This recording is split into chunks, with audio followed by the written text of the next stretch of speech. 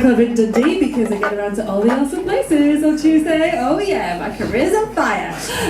But she's absolutely brilliant, you're gonna love her, so please put your hands together. We're digging the dirt, it's Carla!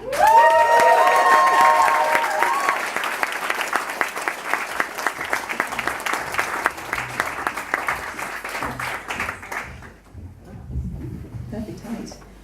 Right, so tonight I'm here to tell you about a product that you just can't afford to ignore.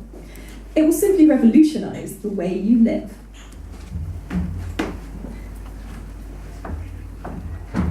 Soil. I'm digging the dirt. It's multi-purpose. Great when you've got some excess carbon to store. Good for mopping up floods and spills. Or you can even just use it to keep your plants standing up straight. And it looks good whatever the weather.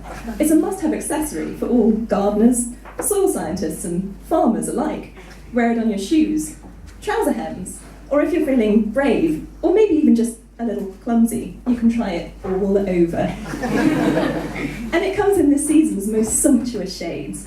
Bitter chocolate, rich mahogany, brown, and having passed under, through, and even containing little bits of several billion previous owners, you just know it's a tried and tested success. From decomposition to your doorstep, in just a few hundred years. Soil, because you're earth it.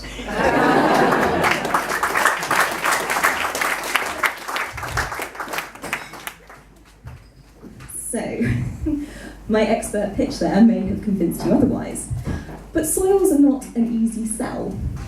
They do a lot of things for us, but we don't necessarily think about them that much. And as a researcher who wants to go out and chat about this kind of thing, that can be a bit problematic. Generally, when I tell people I think soils are pretty great, they just want to know if I'm getting professional help. Yes. I'm doing a PhD at the moment at Newcastle University in geosciences. Actually, if I can't say that, I don't know if I'm doing a PhD in. Geologists, obviously famous for studying rocks. I study soil, the stuff what rocks turn into if you give them long enough. Or post-rock, as I like to call it. Perfect example of my moonlighting career as a music journalist colliding head-on with my research there. And I guarantee there will probably be more of those throughout the set, so keep your ears peeled for them. I mostly work with soils that have industrial waste materials in them, which I realise sounds like a classy combination, and it is. It was actually pointed out by one of the previous Bright Clubbers that does kind of make them soiled soils. Soiliest of all soils. But I look at how they capture and store carbon dioxide from the atmosphere. Because some of these industrial waste materials in them are like carbon capture and storage geochemical ninjas. That was a terrible ninja impression. But they do require some coercion. So, as you can imagine, I get sent to some really glamorous field sites, like Newcastle, Scunthorpe, St Helens, and I go and dig stuff up, and I put it back. Actually, so I dig stuff up, and then I think for quite a long time and do lots of experiments, and work out how to put it back in a way that would be better for storing carbon than the way in which it was originally there. And then I put it back. Sounds simple, right? Yeah, I may have glossed over several hundred hours of pouring chemicals in a lab coat, but you have the basics there. I work a lot with slags. Yeah, I know what you're thinking, studying slags in Newcastle. I'm not a social anthropologist. I'm talking about, the dirty slags. Horrible, trashy, full of bits of cheap old metal. Iron and steel slag. It's like a waste material that you get from iron and steel making. It's kind of the steel making equivalent of the skin that you get on top of custard. It's like the bit that you scrape off to get to the good stuff underneath. It doesn't taste as good as custard though, not that I know. But custard isn't as good at storing carbon. If it were, my job would be very different. And dinner ladies would be environmental champions. Yeah, you may have realised I've actually said the word slag 5 times now without cracking up completely. And I can assure you it's taken a lot of practice. No one else in my department can actually do it yet. And they kind of get around it by employing this sort of comedy voice when they ask about my research. Along the lines of, "So Carla, how's the slags going?"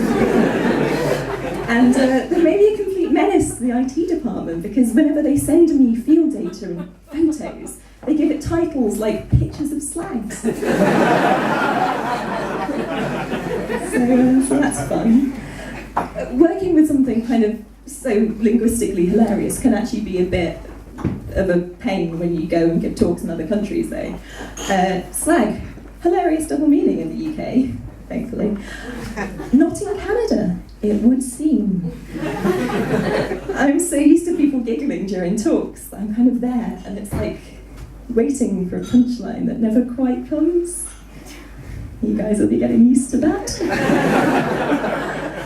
And then I'm kind of left in this conundrum of having to explain and trying to work out whether slut or hoe is the better synonym to use in front of a senior academic.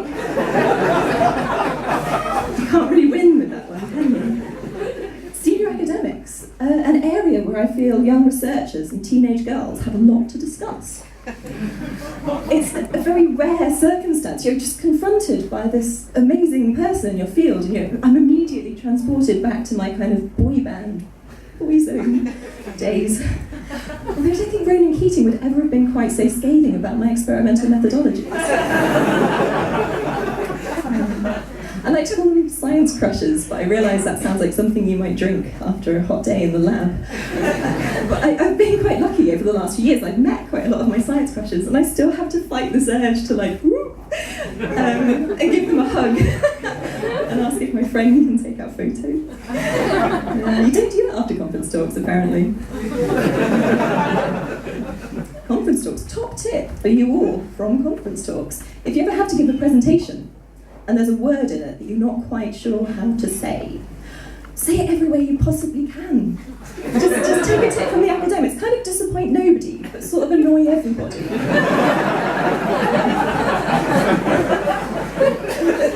Favourite from an actual conference talk, algae. I thought quite straightforward. Algae? Algae. What's algae? Completely interchangeable. Anyway, throughout the talk, no one's counting. Just not in too quick succession, because it just sounds like you're buffering or something. Anyway, I'll take you back to my lab. Not actually, theoretically. Back to my lab, just to talk about my day-to-day, because obviously that's what you've come to hear. Actually, mostly my day-to-day involves dragging around and experimenting on quite large bags of slag. every time. Actually, processing is kind of the fun bit, because you get to dress up like you're about to do an alien autopsy. Like a full dust kit, gloves, goggles. Actually, seemingly, most of this is to stop you from getting weird, dusty handprints all over yourself in suspicious places that your lab mates find too hilarious to point out.